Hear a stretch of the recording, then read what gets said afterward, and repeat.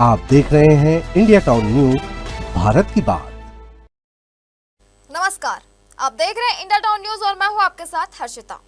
स्वागत है आपका हमारे खास बुलेटिन मध्य प्रदेश की खबरों में, जहां हम आपको मध्य प्रदेश की महत्वपूर्ण खबरों से रूबरू कराएंगे। चलिए बुलेटिन की शुरुआत करते हैं। मध्य प्रदेश के मऊगंज जिले में एक चौंकाने वाली लूट की वारदात सामने आई है। पुलिस थाने के पास स्थित स्टेट बैंक एटीएम बूथ में एक व्यक्ति से कुछ बदमाश उसका पिन देखने के बाद एटीएम कार्ड छीनकर फरार हो गए। पूरी घटना एटीएम बूथ के सीसीटीवी कैमरे में रिकॉर्ड हो गई है, जिसके आधार पर पुलिस आरोपियों की पहचान करने में जुटी है। मऊगंज जिले के बरियाखाना निवासी रत्नेश्वर द्विवेदी एटीएम से पैसे निकालने पहुंचे थे। उनके पीछे खड़ा एक युवक उनकी हर गतिविधि पर नजर रखे हुआ था। आरोपी ने उनका पिन कोड देख लिया। जैसे ही उन्होंने पैसे निकाले, आरोपी ने झपट्टा मारकर उनका एटीएम कार्ड छीन लिया और बाहर खड़ी एक कार से भाग निकला। कार में आरोपी के अन्य साथी मौजूद थे। पीड़ित ने पुलिस थाने में शिकायत दर्ज कराई। सीसीटीवी फुटेज के आधार पर पुलिस आरोपियों की पहचान कर रही है। ड्रग्स के खिलाफ सनावत पुलिस का एक्शन जारी है। इसी कड़ी में ब्राउन शुगर के साथ 3 आरोपियों को पकड़ा गया है।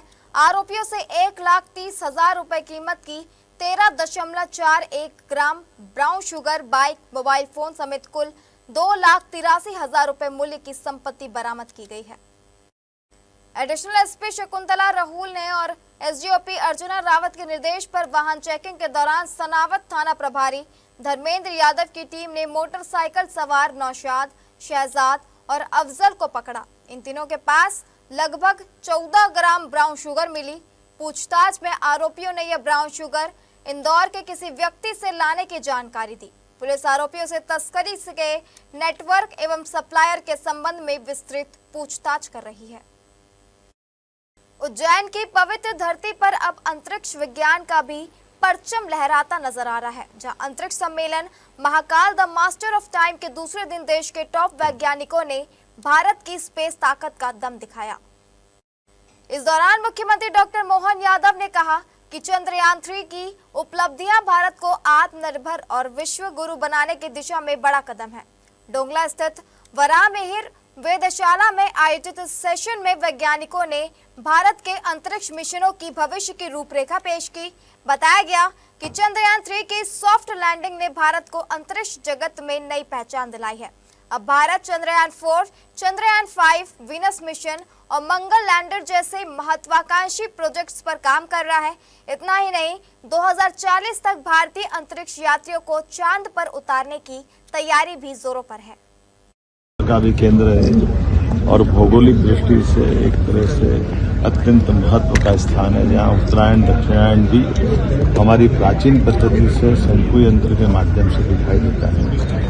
मैं अपनी ओर से साइंस टेक्नोलॉजी डिपार्टमेंट और खासकर और इस अवसर पर देश भर के अलग अलग विद्वानों के साथ, वैज्ञानिकों के साथ हमारी सरकार के द्वारा ये आयोजन किया गया। मैं शुभकामना देता हूँ, बधाई देता हूँ। स्पेस टेक्नोलॉजी से लगा करके हर प्रकार की विज्ञान को लेकर के मध्य सरकार जो आगे बढ़ रही है, हमारा साइंस टेक्नोलॉजी विभाग अब आज की स्थिति में बहुत तेज गति से काम कर रहा है। संयोग से उसका प्रभार भी मेरे पास है। आने वाले समय में हम ऐसे और बड़े बड़े कार्यक्रम करते हुए यशस्वी प्रधानमंत्री जो नव तकनीक, नए प्रकार के दौर में विज्ञान को प्रोत्साहन दे रहे हैं, मध्य प्रदेश सरकार भी कदम से कदम मिलाकर चलेगी। नई भारतीय न्याय संहिता के प्रभावी क्रियान्वयन और विभिन्न विभागों के बीच तालमेल मजबूत करने के लिए बड़वानी में कार्यशाला का आयोजन किया गया। कार्यशाला में पुलिस, न्यायपालिका, चिकित्सा विभाग, आरटीओ, मीडिया सहित सभी संबंधित विभागों के प्रतिनिधि उपस्थित थे। पुलिस अधीक्षक पद्म विलोचन शुक्ल ने न्याय संहिता के तहत संबंधित विभागों से समस्याओं और चुनौतियों पर चर्चा की। कार्यशाला में जिला न्यायाधीश की उपस्थिति से न्यायिक प्रक्रिया से जुड़ी बातों पर स्पष्टता आई। सभी विभागों ने अपनी अपनी समस्याएं साझा की और सिस्टम की कमियों को दूर करने, बेहतर कानून व्यवस्था और कोर्ट में मामले की मजबूती से पेश करने के सुझाव दिए। एसपी ने सड़क दुर्घटना के मामलों में आने वाली समस्याओं का जिक्र किया। मनोरमा हॉस्पिटल के डायरेक्टर सुनील शर्मा ने कहा कि पीएम राहत योजना के तहत गोल्डन अवार्ड में मरीज को त्वरित उपचार देना सबसे महत्वपूर्ण है। उन्होंने कहा कि इसमें अस्पताल ही नहीं बल्कि पुलिस, आरटीओ और अन्य विभागों की भी जिम्मेदारी है। नए भारतीय न्याय संहिता लागू हुई है, उसके अंतर्गत ही आज जितने भी पिलर्स हैं सभी संस्थाओं को यहाँ एक छत के नीचे इकट्ठा किया गया था। सत्र न्यायाधीश महोदय की तरफ से जिला न्यायाधीश महोदय यहाँ उपस्थित थे, पुलिस विभाग उपस्थित था, मीडिया उपस्थित था। तो सभी जो पिलर्स हैं उनमें जो कठिनाइयाँ आ रही थी, जो समस्याएं आ रही थी, सबने आपस में अपनी बातें कही, समझी और निश्चित रूप से जो एक दूसरे को सुझाव दिए हैं आने वाले समय में सब हमको जो भी हमारे सिस्टम में कमियां हैं, जो दिक्कतें आ रही हैं, उनको हम दूर कर सकेंगे और बेहतर कानून व्यवस्था या हमारे जो चालान या कोर्ट में जो स्थिति हम प्रस्तुत करते हैं वो उसमें बेहतर हमको फायदा मिल सके। मध्य प्रदेश और केंद्र शासन के निर्देशों से जो ये नई योजना प्रारंभ हुई है, पीएम राहत योजना, इसमें सिर्फ अस्पताल का रोल नहीं है बल्कि कई विभागों का संयुक्त दायित्व है कि पेशेंट को गोल्डन आवर में उसको जान बचने के लिए जो भी इलाज की ज़रूरत है वो मिले। इस कार्यशाला के माध्यम से बहुत सारे शंका समाधान हुई है और प्रयास ये रहेगा कि इसका योजना का कार्यान्वयन जो है वो जितने बढ़िया से बढ़िया तरीके से हम सब लोग समन्वित होकर कर पाएँ, तो ताकि जो है वो पीड़ित को लाभ मिल सके।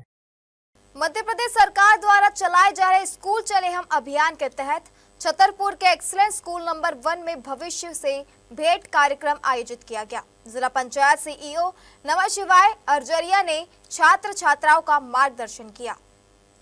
भविष्य से भेंट कार्यक्रम में कक्षा 10वीं के विद्यार्थियों के बीच पहुंचे जिला पंचायत सीईओ नमः शिवाय अर्जरिया ने बच्चों से संवाद किया और उनका उत्साह वर्धन करते हुए सफलता के मंत्र दिए।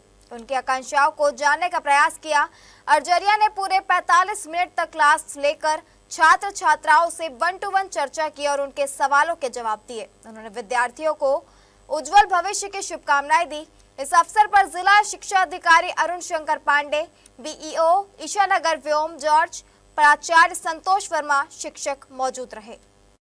भविष्य भेंट कार्यक्रम का मुख्य उद्देश्य है कि जो हमारे छात्र हैं, विभिन्न कक्षाओं में पढ़ रहे हैं, वो भविष्य में क्या करना चाहते हैं, उसके लिए कैसी उनकी रणनीति हो, किस प्रकार से उनके जो भविष्य के लक्ष्य हैं जिन्हें उनको जीवन में प्राप्त करना है, तो उनको किस प्रकार से प्राप्त कर सकें, उसके लिए संसाधन कहाँ कहाँ होंगे, अच्छे इंस्टीट्यूट कहाँ मिल पाएंगे, इस सारे उद्देश्य से संबंधित जानकारी प्रदान करना है। और आज इसमें कलेक्टर साहब के द्वारा जिले के संपूर्ण अधिकारियों की अलग अलग संस्थाओं में ड्यूटी लगाई गई है और सभी हमारे जो अधिकारी हैं वो विभिन्न संस्थाओं में जाकर के छात्रों से रूबरू हो रहे हैं और उनके जो समस्याएं हैं उनको समझने का और भविष्य में वो जो करना चाहते हैं उसके मार्ग में सहायक बनने का काम कर रहे हैं।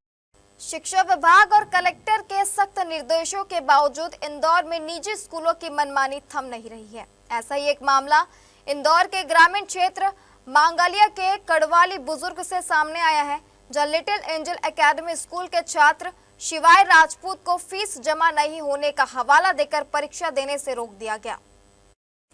छात्र के पिता ओम राजपूत का कहना है कि उन्होंने पूरे वर्ष की फीस एकमुश्त पहले ही जमा कर दी थी। बताया जा रहा है कि स्कूल में एक ही नाम के 2 विद्यार्थी होने के कारण यह गलती हुई। ओम राजपूत ने आरोप लगाया स्कूल प्रबंधन ने उनकी छवि धूमिल करने की साजिश के तहत उनके बेटे को परीक्षा देने से रोका है।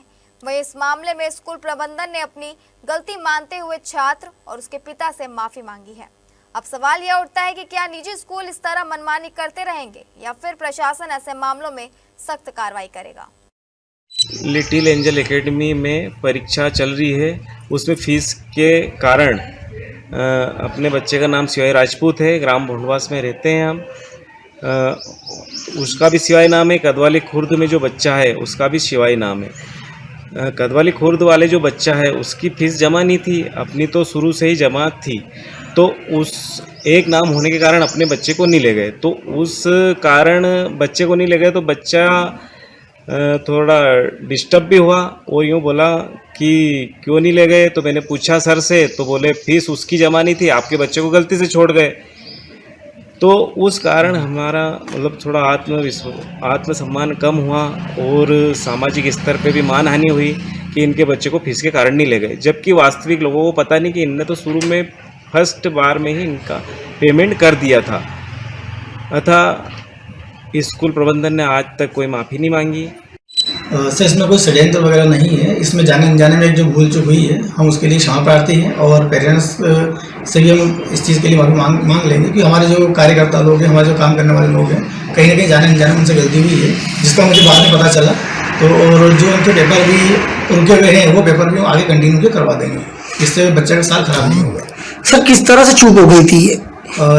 एक्चुअली क्या है कि जो हमारे जो काम करने वाले लोग हैं, और उनको किसी चीज़ का कन्फ्यूजन हो गया था कि किस बच्चे का क्या है, कहाँ से क्या बिठाना है, तो उस वजह से उन्होंने उसको मना कर दिया कि आप नए पालक के साथ आइएगा। ऐसा मना भी नहीं किया कि आपको स्कूल नहीं आना है, और बस उस बात को लेकर पालक थोड़ा सा उस चीज़ को ज़्यादा सिंसियरली ले लिया उन्होंने। और उसके बाद जब मुझे पता चला तो मैंने उसी वक्त उनसे माफ़ी मांग ली थी। हमारी खास बुलेटिन खबरें मध्य प्रदेश के में फिलहाल इतना ही। आप बने रहिए इंडिया टाउन न्यूज के साथ। नमस्कार। आप देख रहे हैं इंडिया टाउन न्यूज, भारत की बात।